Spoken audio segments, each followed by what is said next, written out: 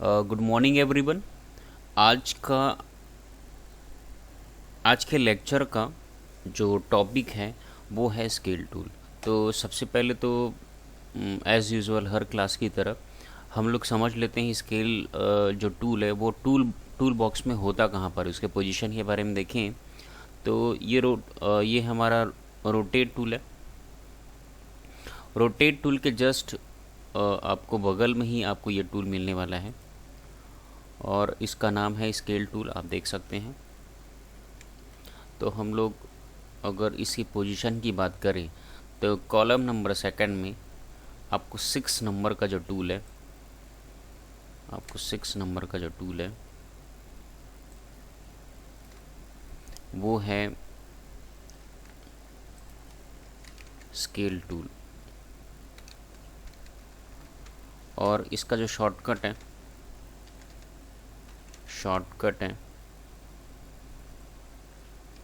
वो है एस।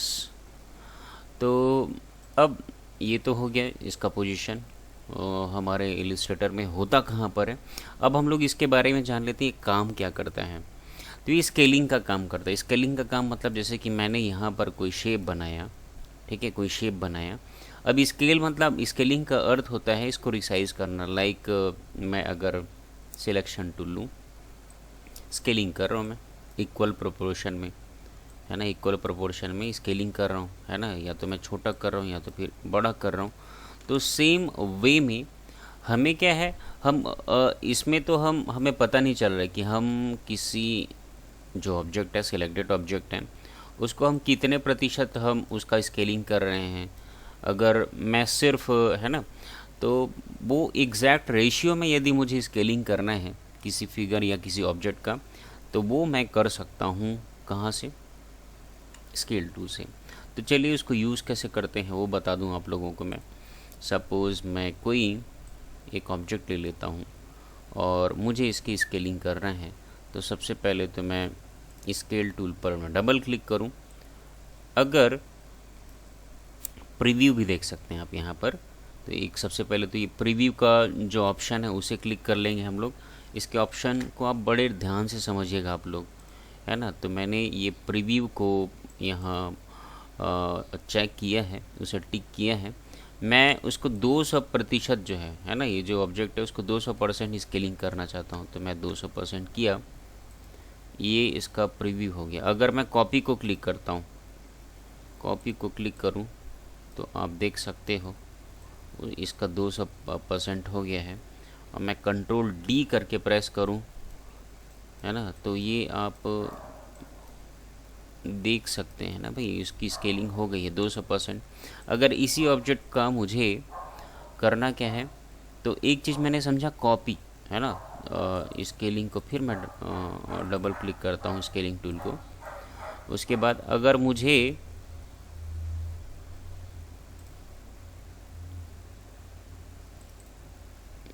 है ना उसका 200% हो गया स्केलिंग। अगर मुझे उसका 50% स्केलिंग करना है तो प्रीव्यू आप देख सकते हो।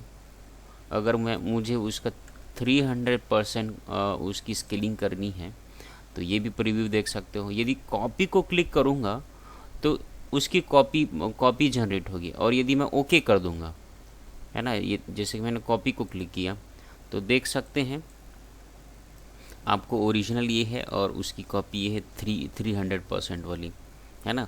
अब मैं डिलीट कर देता हूँ इसको। अब मैं क्या करता हूँ, इसे सिलेक्ट किया और फिर मैं स्केल टूल को फिर से डबल क्लिक किया, 300%। यदि मैं ओके कर दूँगा तो आपको वो ओरिजिनल ही में ही सेव हो जाएगा, मतलब ओरिजिनल ही 300% उसकी स्केलिंग हो जाएगी। तो ये दो ऑप्शन था। एक चीज़ और, डबल क्लिक किया, ये तो हो गया यूनिफॉर्म मतलब आपको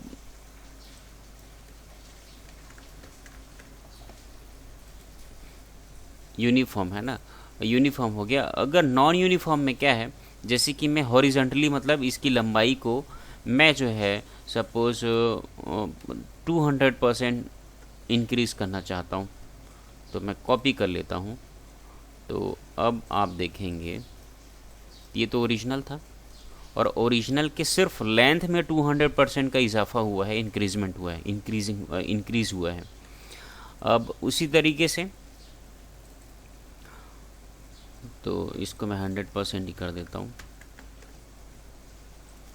ठीक है।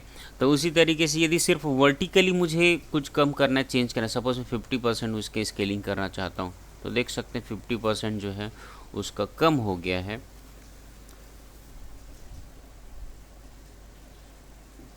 कॉपी करके दिखाऊं आपको, तो ये उसकी कॉपी है ना, जिसकी मैंने स्केलिंग किया है।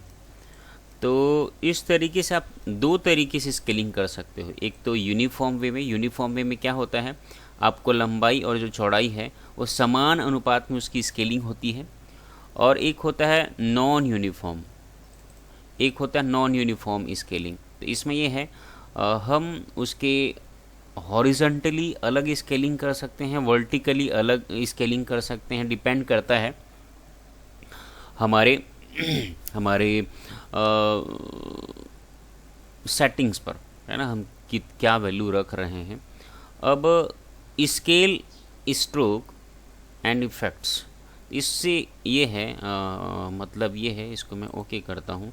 जैसे यहाँ पर मैं कलर ले लेता हूँ, येलो ले लेता हूँ किसका, ठीक है। तो देख सकते हैं आपको,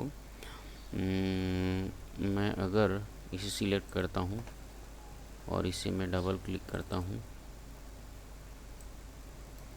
स्केल, स्ट्रोक एंड इफ़ेक्ट्स, है ना। तो अगर मैं इसे चेक कर देता हूँ, ठीक है, और यदि मैं नॉन यूनिफ इसको मैं कर देता हूँ सपोज 100%,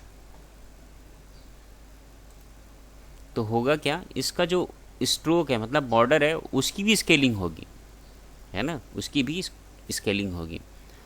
तो ये है इसका मतलब